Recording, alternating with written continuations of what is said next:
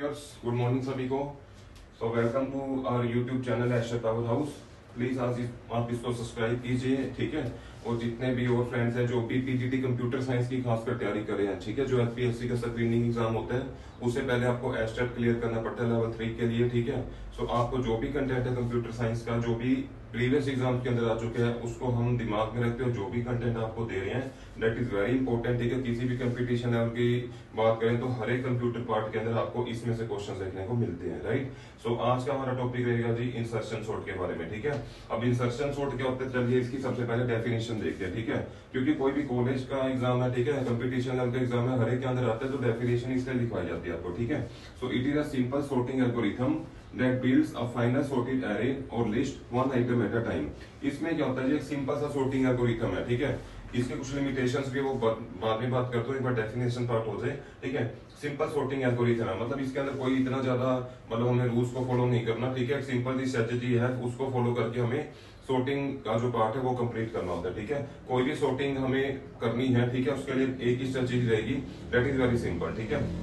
होता है कि इसमें एक बेसिक फिट प्रिंसिपल बताऊं, जैसे एग्जांपल के तौर पे कोई भी लिस्ट है, ठीक है, 7 6 5 1 9 8 कुछ ऐसा गिवन है, सपोज करो। हमने क्या करना होता है इसके अंदर कि एक जो फर्स्ट एलिमेंट है उसको हम बाय डिफॉल्ट मान के चलते हैं जी सॉर्टेड है वो, ठीक है। एक एलिमेंट सॉर्टेड मान के चलना पड़ता है, ठीक है, जो कि फर्स्ट है। रिमेनिंग जो भी लिस्ट के अंदर हमारे एलिमेंट्स है वो हमने मान के चले पड़ते हैं अनसॉर्टेड है, ठीक है। बस यही हमारा फंडामेंटल है इसके अंदर, that is the simple sorting algorithm. फिर एक एक करके हम अनसॉर्टेड में से एलिमेंट को इसके साथ कंपेयर करेंगे, अगर उसकी वैल्यू छोटी होगी तो हम उसको इसे प्रीवियस पोजीशन पे डाल देंगे, बस सिंपल यही था, ठीक है।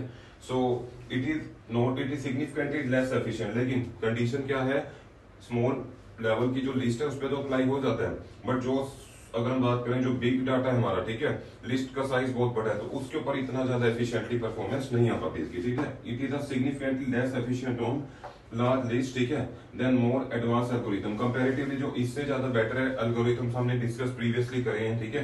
क्विकसॉर्ट हो चुका आपका, ठीक है। हीप और मर्ज जो है आपको नेक्स्ट वीडियोस में देखने को मिलेगा, ठीक है।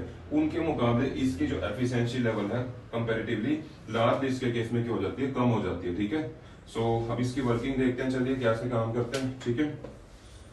इसी लिस्ट को कंसीडर करते हैं जो हमने लिखी है ऊपर, राइट। कोई भी एलिमेंट आप देख सकते हैं कि अगर हमारा right side of the sorted element, जो मैंने बताया कि फर्स्ट पोजीशन का एलिमेंट है उसको हम क्या मान के चलते हैं जी, सॉर्टेड है, ठीक है। लिस्ट क्या गिवन है, 7 6 5 1 9 एंड 8, ठीक है।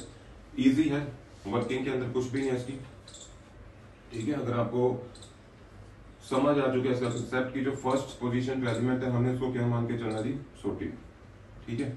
इसको सॉर्टेड मान के चलो, रिमेनिंग जो भी लिस्ट के अंदर आइटम रह चुकी थी उसको हम मानेंगे अनसॉर्टेड, राइट। क्या मान के चलेंगे, अनसॉर्टेड। अब करना कैसे था, हमने इसके अंदर क्या करना है, स्टेप 1 समझ लो।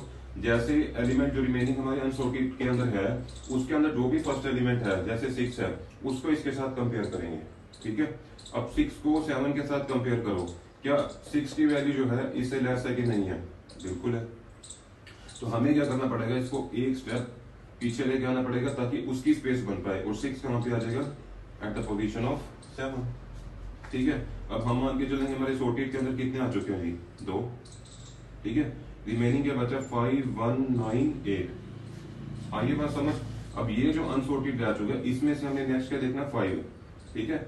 इन दोनों को चेक करेंगे, ठीक है, दोनों एलिमेंट्स को चेक करेंगे कि 5 की सही पोजीशन कहां बैठेगी। क्या 5 जो है 6 और 7 के मिडल में एग्जिस्ट करता है, नहीं करता जी, क्योंकि 6 है, ठीक है। 6 किससे बड़ा है, 5 से, तो 5 की राइट पोजीशन क्या रहेगी, बिफोर 6, ठीक है, पुट कर दीजिए, ठीक है।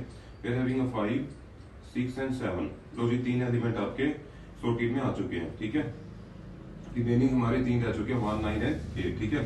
अब 1 को कंपैरिजन करो जी, क्या 1 जो है 7 से छोटा है, बिल्कुल है। प्लेस कर सकते हैं, नहीं कर सकते। रीजन क्या है यहाँ पे, क्योंकि 6 से भी कंपैरिजन करना पड़ेगा। क्या 1 जो है 6 से छोटा है, बिल्कुल है। प्लेस कर सकते हैं बिफोर 6, नहीं कर सकते, बिकॉज एक और एलिमेंट है। क्या 1 जो है 5 से छोटा है, बिल्कुल छोटा है। क्या हम प्लेस कर सकते हैं, बिल्कुल कर सकते हैं, बिकॉज उस पर कोई एलिमेंट है ही नहीं, ठीक है। तो you can simply place 1 here. So new sorted list will be 1 5 6 7, ठीक है। ये आपकी सॉर्टेड आ गई है, 9 एंड 8 आपका अनसॉर्टेड है, ठीक है। उसके बाद आपने सेम चीज करनी है, इसके साथ कंपेयर करो जो हम 9 को कंपेयर करेंगे 7 के साथ, जो कि एक सॉर्टेड लिस्ट है, ठीक है, बिकॉज दो एलिमेंट हमारे रह चुके हैं ना सॉर्टेड में, एक तो 9 और एक 8, ठीक है। तो 9 और 8 को हम अब पुट अप करेंगे किसके अंदर, सॉर्टेड लिस्ट के अंदर। तो 9 को जैसे हमने कंपेयर किया 7 के साथ, तो 9 इज लार्जर देन 7, ठीक है। तो हम कहाँ प्लेस कर देंगे, आफ्टर 7 सॉरी, ठीक है। तो 7 के बाद जब हमने प्लेस करा तो 9 की पोजीशन क्या चुकी थी हमारी आपके सामने, ठीक है। 7 के बाद हमने किसको प्लेस कर दिया, 9, तो 9 भी किसका ऐसा बन चुके हैं, सॉर्टेड लिस्ट का, ठीक है जी। अब देखिए, अब हमारे पास एक एलिमेंट रिमेनिंग रह चुके हैं अनसॉर्टेड में, विच इज 8। अब हम उसको कंपेयर करते हैं जो राइट मोस्ट एलिमेंट है, ठीक है। तो 9 के साथ जैसे हमने कंपेयर किया, क्या 8 की वैल्यू 9 से छोटी है, बिल्कुल है, यस। तो क्या हम इसको प्लेस करेंगे, इससे पहले वेट चेक करते हैं, क्या उससे पहले जो एलिमेंट है वो भी इसको सेटिस्फाई करते हैं, क्या 7 जो है 8 से छोटा है, बिल्कुल है। तो आपने 8 को मिडिल पोजीशन में पुट अप कर देना है यहाँ पे, ठीक है। तो लो जी, आपकी फाइनल सॉर्टेड लिस्ट हमारे पास ये आ गई 1 5 6 7 8 एंड 9, ठीक है। तो ये था हमारा इंसर्शन सॉर्ट, बहुत इजी था, ठीक है। सिंपल सॉर्टिंग एल्गोरिथम हम कहते हैं इसको, ठीक है। स्टेप्स भी सिंपल है। अब टाइम कॉम्प्लेक्सिटी देखते हैं इसके अंदर, ठीक है। जो मेन इसके रहते हैं कॉम्पिटिटिव एग्जाम्स के अंदर जो क्वेश्चन आते हैं, ऑर्डर ऑफ एन स्क्वायर रहता है आपका वर्स्ट एंड एवरेज केस में, बिकॉज जैसे लिस्ट का साइज बढ़ता रहेगा वैसे ही आपका नंबर ऑफ कंपैरिजन भी बढ़ेगा। ये तो स्मॉल डाटा सेट हमने ले लिया था, ठीक है। अगर मान लो कि डाटा सेट बहुत ज्यादा है, ठीक है, लिस्ट बहुत सारे हैं, एलिमेंट बहुत सारे हैं इसके अंदर, तो उतना ही कंपैरिजन बढ़ेगा। तो हमारा वर्स्ट और एवरेज केस में ऑर्डर ऑफ एन स्क्वायर इसकी टाइम कॉम्प्लेक्सिटी रहती है, ठीक है। चलिए नेक्स्ट देखते हैं, इसका जो बेस्ट केस होता है उसमें ऑर्डर ऑफ एन रहता है। कब रहता है जी, जब लिस्ट हमारी क्या है, ऑलरेडी सॉर्टेड है, तो जितने एलिमेंट्स हैं वो ऑलरेडी सॉर्टेड है, तो हमारा ऑर्डर ऑफ एन रहता है उस केस में, ठीक है। तो that was your time complexity. अब स्पेस कॉम्प्लेक्सिटी की बात करें तो ऑर्डर ऑफ 1 रहेगा आपका जी, ठीक है, याद रखना ऑर्डर ऑफ 1, ठीक है, in case of insertion sort.